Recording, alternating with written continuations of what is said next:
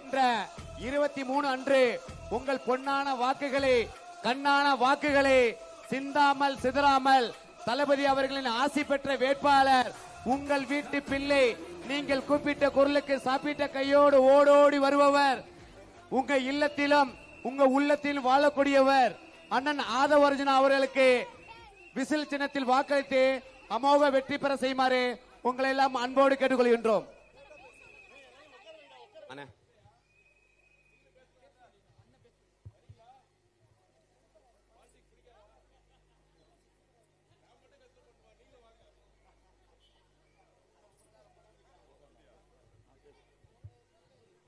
நாளைய தமிழக முதல்வர் தளபதி தலைவர் அவர்களை வணங்கி நம் அனைவரெல்லாம் வழிநடத்திக் கொண்டிருக்கின்ற எங்கள் ஆசான் அண்ணன் ஆனந்தன் அவர்களை வணங்கி நம்ம வில்லிவாக்கம் வெற்றி வேட்பாளர் அண்ணன் ஆதன் அவர்களையும் வணங்கி வழி நெடுக்க அண்ணனுடைய வரவேற்பு, மக்களுடைய எழுச்சி, இந்த விழாவுக்கு வருகை தர்றதுக்குள்ள வழி நெடுக்க மக்கள் அண்ணனை கூப்பிட்டு அந்த அளவுக்கு ஆரம்பிக்கிறாங்க. இதுதான் தளபதியுடைய எழுச்சி. வில்லிவாக்கம் கோட்டையா மாறிடுச்சு. ஓகேங்களா? இந்த விழாவுக்கு என்ன டைம் ஆயிடுச்சு, அண்ணனும் பேசணும், டைம் கம்மியா இருக்கிறதுனால மிக சீக்கிரமா நான் பேசி முடிச்சிடறேன். இந்த விழாவுக்கு வருகை தந்துள்ள அண்ணன் எங்கள் பேச்சாளர் அண்ணன் பழனி அவர்களுக்கும், அஸ்வின் அவர்களுக்கும், இங்க வருகை தந்துள்ள பிரபு அண்ணன் அவர்களுக்கும், கலீல்பாய் அண்ணன் அவர்களுக்கும் அனைவரும் வருக வரவேற்று வில்லிவாக்கம் மற்றவங்க கோட்டை நாங்க இன்னைக்கு அண்ணன் கோட்டையை வேற மாரியே கட்டிக்கிட்டு வராரு.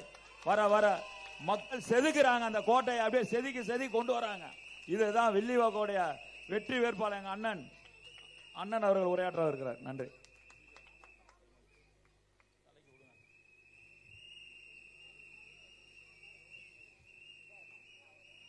தெய்வத்தால் ஆகாதின் முயற்சி தன் மெய் வருத்த கூலி தரும். எல்லோருக்கும் வணக்கம். குறிப்பா அண்ணா நகர் வெஸ்டா இருக்கக்கூடிய தங்கம் காலனியில் இருக்கக்கூடிய நான் அங்கிருந்து ஒரு 1/2 hourல வர வேண்டியது. ஆனா 2 மணி நேரமா என்னை வந்து ஒவ்வொரு வீட்லையும் கதவை திறந்து, முக்கியமா அம்மாக்களா இருக்கக்கூடிய மொத்த குடும்பமும், அம்மாவும் சரி, பொதுவா அப்பாக்கள்லாம் வந்து திமுக ஓட்டு போட்டிட்டு இருந்தாங்க. இப்ப அம்மாவும் சரி, தன்னுடைய பசங்களும் சரி, குட்டி குழந்தைங்களும் சரி, அப்பா கையை பிடிச்சி இழுத்துட்டு வந்து இன்னைக்கு ஃபுல்லா வில்லிவாக்கத்துல பாக்குற வீடு கதவை திறந்து கேட்டுக்கிட்ட எல்லாரும் நின்றுட்டு இருக்காங்க. ஸோ அதனாலதான் வர்றதுக்கு லேட் ஆயிருச்சு.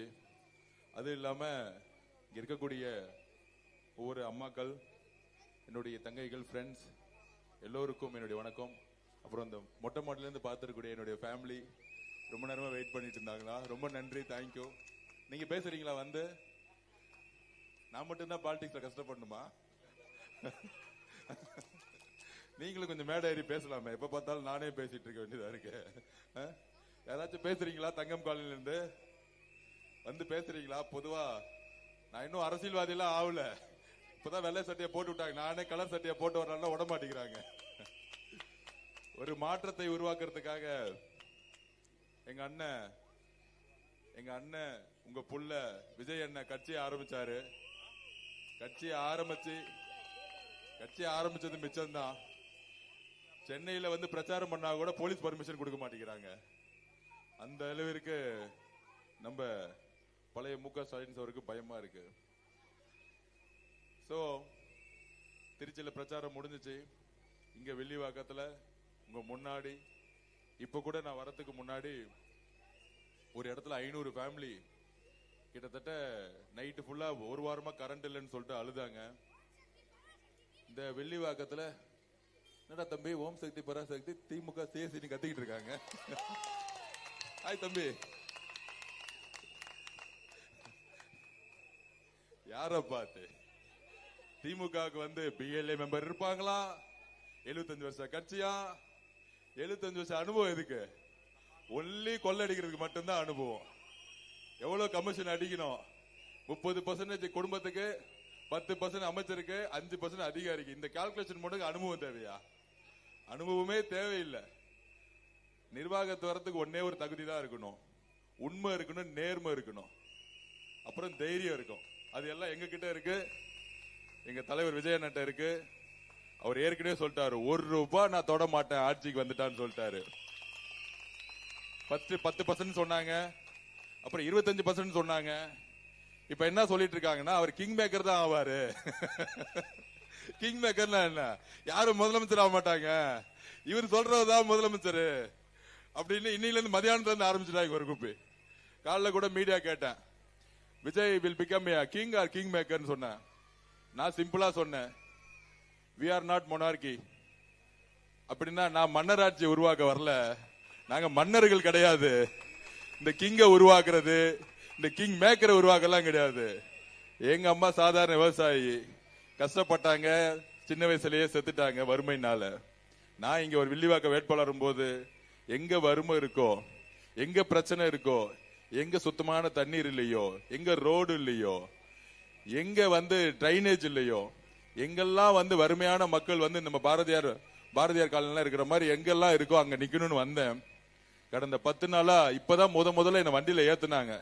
நான் சொல்றேன், இல்ல நடந்தே போறேன், நான் ஒரு ஸ்போர்ட்ஸ்மேன், நான் பாஸ்கெட் பால் நேஷனல் பிளேயர். காலையில 7 மணில இருந்து 12:30 மணி வரைக்கும் நடந்துகிட்டு இருக்கேன். பாவம் அக்கா எல்லாம் என் கூட நடந்து அக்கா எல்லாம் கொஞ்சம் வெயிட்லாம் லாஸ் பண்ணிட்டாங்க. நான் சொன்னேன், அண்ணன் கொஞ்சம் சாப்பாடுலாம் கொஞ்சம் நிறைய கொடுக்கணும், என் கூட நிறைய பேர் வெயிட் லாஸ் ப்ரோக்ராம் பண்ணிட்டு இருக்காங்க, அதனால ரொம்ப கஷ்டப்பட்டு இருக்காங்க. நான் 5 மணி நேரம் இல்ல 8 மணி நேரம் கூட நடப்பேன். சோ ஈவினிங் நடக்கலான்னு பார்க்கும்போது இல்ல, எல்லா இடத்துலயும் லைட் இல்ல, இருட்டா இருக்கு, எங்க பார்த்தாலும் தெருவில் லைட் இல்ல, அதனால நீங்க வண்டியில லைட் போட்டு வந்துருங்கன்னு சொல்லிட்டு கூட்டிட்டு வந்தாங்க. சோ அந்த மாதிரி என் தங்கம் காலனி வர்றதுக்குள்ள ஒரு இடத்துல 500 குடும்பம் வீட்டுல கரண்டே இல்லைன்னு பிரச்சனை பண்றாங்க. ஆனா 5 வருஷமா எம்எல்ஏ ஆபீஸும் இல்ல, எம்எல்ஏவும் காணோம். அதுக்கு முன்னாடி இருந்தவர் ரியல் எஸ்டேட் ரவுடித்தனம் பண்ணிட்டு இருந்தாரு, அவர் பேர் ரங்கராஜன் ஏதோ சொல்றாங்க, ஆக்சுவலா அவர் பேரும் தெரியல. 10 வருஷமா வெள்ளிவாக்கம் புறக்கணிக்கப்பட்டிருக்கு. இதெல்லாம் மாற்றணும். ஒரே ஒரு முறை நீங்க வாய்ப்பு கொடுத்து பாருங்க. நான் ஏன் ஒரு முறை வாய்ப்பு கேட்கிறேன்னா, ஒரு முறை கொடுத்துட்டீங்கன்னா கடைசி வரைக்கும் வாழ்க்கை முழுசும் நீங்க வாய்ப்பு கொடுத்துட்டே இருப்பீங்க. உங்களுக்கு தெரியும், ஆப்போசிட்ல இருக்கக்கூடிய டிஎம்கே இருக்க ஒண்ணுதான் பாவம். அந்த வேட்பாளர் அண்ணா நகர்ல நிக்க வேண்டியது அழுவ வச்சுட்டு இங்க கூட்டிட்டு வந்துட்டாங்க. முத நாளே அழுதாரு, இப்ப வரைக்கும் அழுதுட்டே இருப்பாரு. நெக்ஸ்ட் மாசம் 4ஆம் தேதி அழுதுகிட்டு அப்படியே அண்ணா நகர் போயிடுவாரு. என் வீட ஷூட் பண்ணிட்டு நான் இங்க வந்துட்டேன், இப்ப முடிஞ்சிட்டு நான் அங்கதான் தங்க போறேன். சோ அதனால என்னுடைய அம்மாக்களா இருக்கக்கூடிய என்னுடைய ஃப்ரெண்ட்ஸ், என்னுடைய தங்கைகள், என்னுடைய குடும்பம், எனக்கு சின்ன வயசுலயே அம்மாவை நான் இழந்துட்டேன். இந்த குடும்பத்துல என்ன வேட்பாளரா பார்க்காதீங்க, ஏன் எம்எல்ஏ ஆனா, ஏன் மினிஸ்டர் ஆனா கூட என்ன அப்படி பார்க்காதீங்க. இங்க இருக்கக்கூடிய ஒவ்வொரு குடும்பத்திலும் என்ன ஒரு மகனா உங்களை பாருங்க, ஒரு அண்ணனா பாருங்க, ஒரு தம்பியா பாருங்க. இது ஏதோ நான் தேர்தலுக்காக சொல்றேன்னு நினைக்காதீங்க. நான் அன்னைக்கு லாஸ்ட் டைம் நாங்க உட்கார்ந்துட்டு இருக்கும்போது பாட்டில வச்சு என்னுடைய அம்மா மாதிரி இருக்க ஒரு வயசுல அடிச்சாங்க, அவங்க ஹாஸ்பிட்டல் அட்மிட் ஆனாங்க. அன்னைக்கு நான் உணர்ச்சி வசப்பட்டு ஒன்னு சொன்னேன். எனக்கு சின்ன வயசுல 4 வயசுலயே அம்மா எல்லாம் இறந்துட்டாங்க.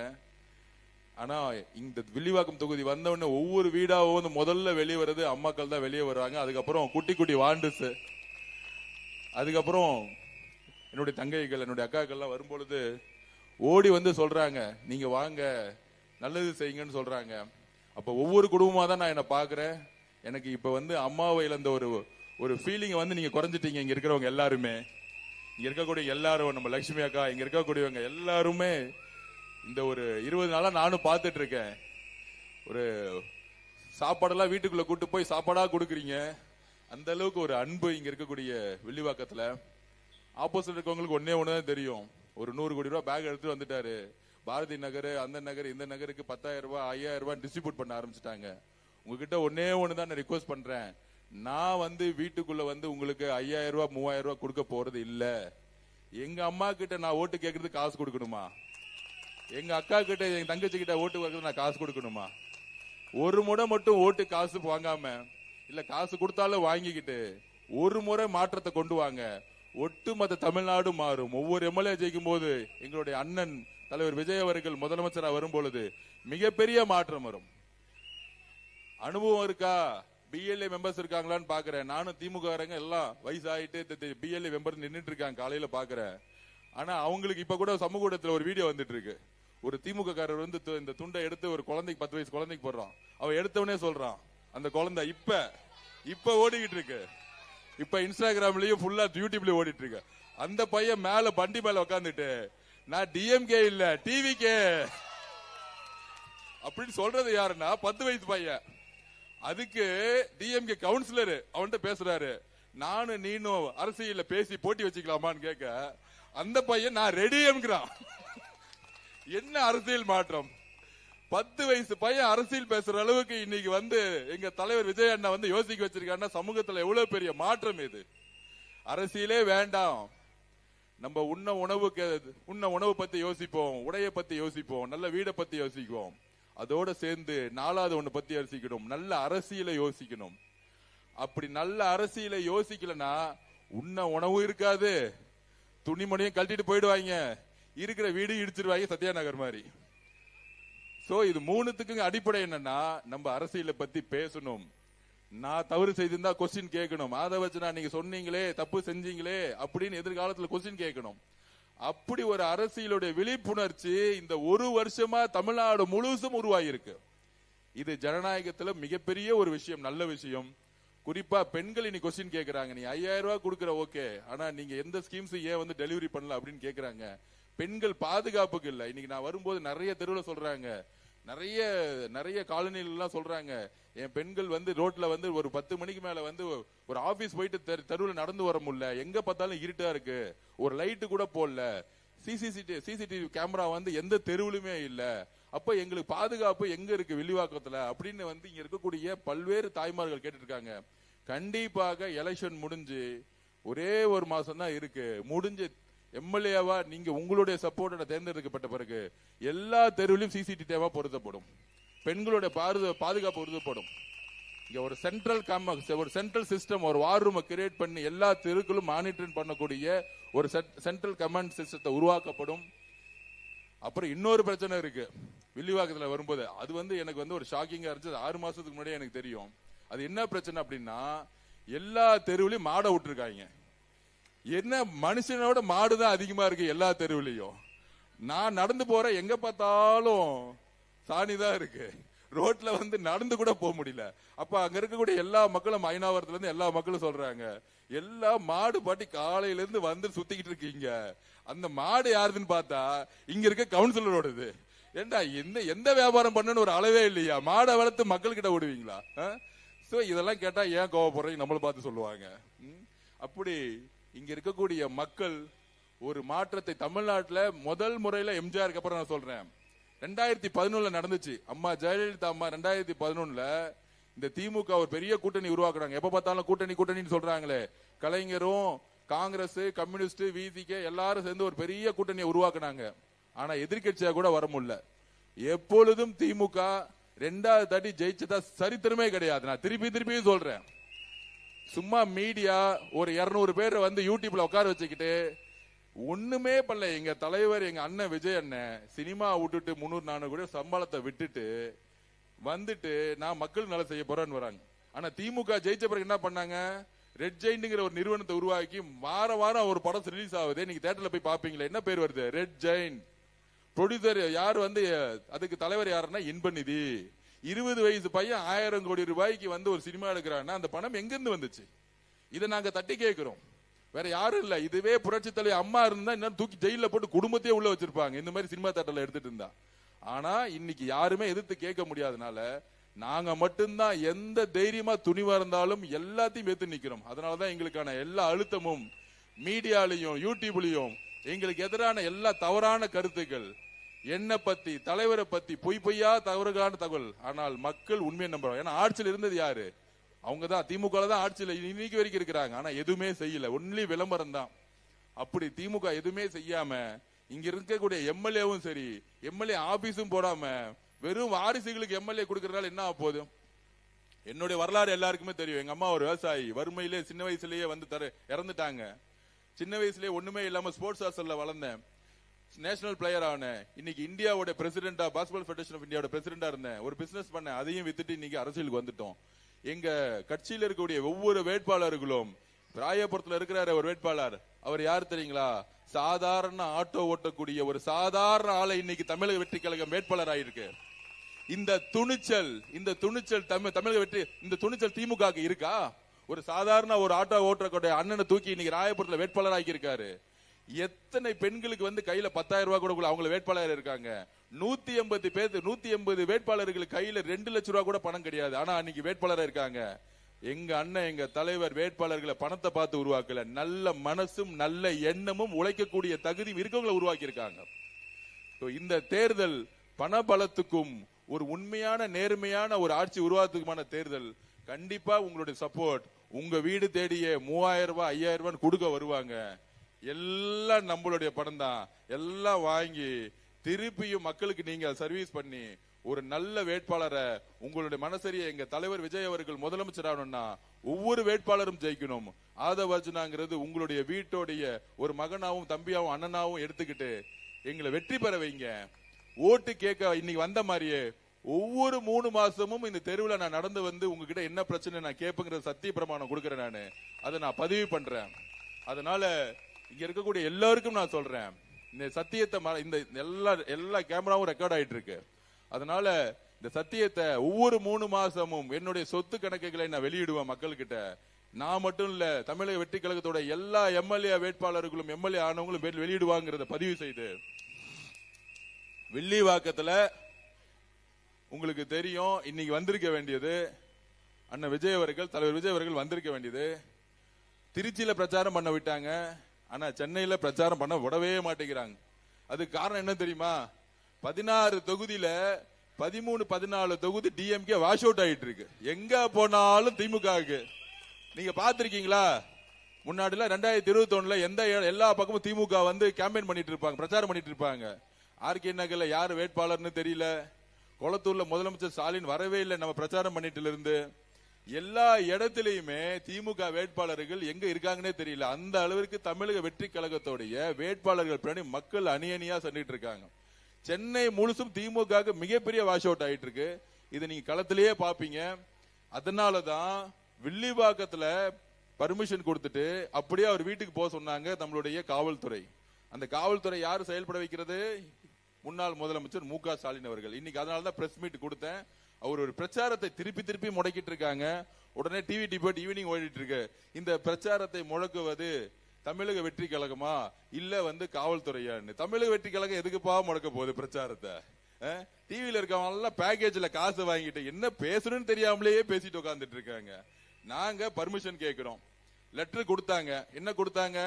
வில்லிவாக்கத்துக்கு காலையில 12 1 கொடுத்தாங்க. டி நகருக்கு நாங்க கேட்ட பர்மிஷன் 2 to 6. ஏன்னா இங்க இருந்து போகக்கூடிய டைம் ஆயிடும் அப்படின்னு 1 மணி நேரம் பர்மிஷன் கொடுத்து போயிடுவோம்.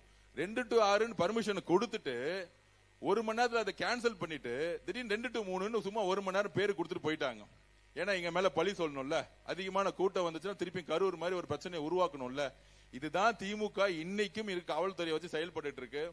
எங்களுடைய இங்க இருக்கக்கூடிய ஒவ்வொரு குடும்பத்திற்கும் நான் வாக்குறுதி கொடுக்கிறேன். இங்க இருக்கக்கூடிய கழிவு நீர் பிரச்சனையா இருக்கட்டும், டிரைனேஜ் இஷ்யூவா இருக்கட்டும், குடிக்க தண்ணி குழாயில கூட வீட்டுல வரல, வாழ்க்கை ஃபுல்லா கேன் வாட்டர் வாங்கி காசு போயிடுன்னு நினைக்கிறேன். ஒவ்வொரு இடத்துலயும் ஒவ்வொரு பிரச்சனை இருந்திருக்கு. சோ இந்த பிரச்சனைகளை கடந்த 10 நாளா நான் எந்த வண்டி யூஸ் பண்ணாம எல்லா தெருவுகளையும் நடந்து யாரு சொல்றாங்களோ நானே வந்து புரிஞ்சுக்கிட்டு இருக்கேன். கண்டிப்பா வெற்றி பெற்ற பிறகு ஒவ்வொரு வீட்டுக்கும் ஒவ்வொரு தெருவில் இருக்க பிரச்சனைகளை உறுதியாக சரி செய்வேன் என்ற ஒரு வாக்குறுதியும் சத்தியத்தையும் கொடுத்து உங்களுடைய சப்போர்ட் எப்பொழுதும் நீங்க கொடுக்கணுங்கிறத நான் வந்து சொல்லி, உங்கள ஒரு மகனா, உங்கள ஒரு தம்பியா, அண்ணனா, ஒரு ஃப்ரெண்டா என்ன அக்செப்ட் பண்ணி, ஒரு அரசியல்வாதி எல்லாம் பார்க்காதீங்க, ஒரு ஃப்ரெண்ட்லியே எப்ப வேணா ரீச் பண்ணலாம். நாளையில இருந்து ஒரு நம்பரை வந்து வில்லிவாக்கத்துக்கு அனௌன்ஸ் பண்ண போறேன். எப்ப வேணா என்ன ரீச் பண்ணலாம். அந்த மாதிரி 24 மணி நேரமும் என்ன ரீச் பண்ணக்கூடிய நம்பரை வந்து நாளைக்கு டிக்ளேர் பண்ண போறேன். எப்ப வேணாலும் தொடர்பு கொள்ளலாம். எந்த பிரச்சனை இருந்தாலும் முதல்ல வந்து நான் நிப்பங்கிறத சொல்லி, உங்களோட நான் வந்து ஏதோ எலெக்ஷன் நின்ன ஓட்டு போட்டேன் அதுக்கப்புறம் எம்எல்ஏ இல்லாம உங்களோட என்னுடைய வாழ்க்கை முழுசும் என்னுடைய பயணத்தை உங்களோட தொடரணும்னு நினைக்கிறேன். நன்றி, வணக்கம். தேங்க்யூ.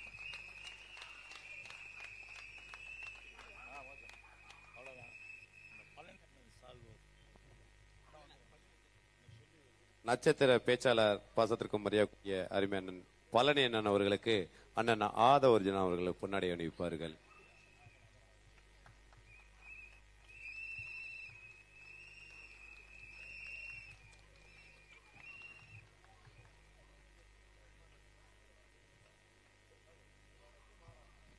மாநில சமூக ஊடக இணைச்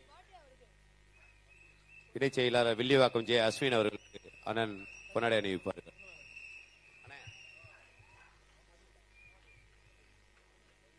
வட்ட செயலாளர் பகுதி செயலாளர் தெற்கு பகுதி செயலாளர் பாலாஜி அவர்களுக்கு அண்ணன் பொன்னாடை அணிவிக்கிறார்கள்.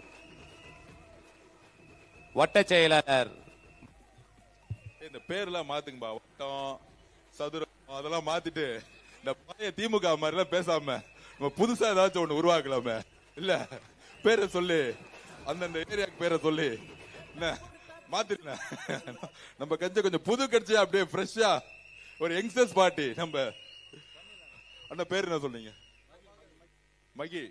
மகிக்கு வட்டம் சொல்லாம வில்லிவாக்கம்னே சொல்லுங்க. நம்ம வில்லிவாக்க பொறுப்பாளர் போடுங்க அப்படியே.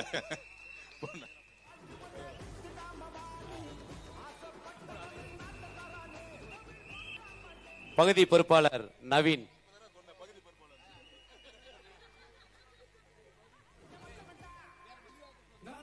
பவானி, மை சிஸ்டர் பவானி அவர்களுக்கு அண்ணன் ஆதவர்ஜினன் அவர்கள் பொன்னாடை அணிப்பார்கள். சாரி மேடம் சிஸ்டர், அண்ணன் சொல்லக்கூடாதுல. பவானி அம்மா, பவானி அவர்களுக்கு பொன்னாடை அணிவிப்பார்கள். வில்லிவாக்கம் பவானி அவர்களுக்கு அண்ணன் ஆதவர்ஜினன் அவர்கள் பொன்னாடை அணிக்கிறார்கள்.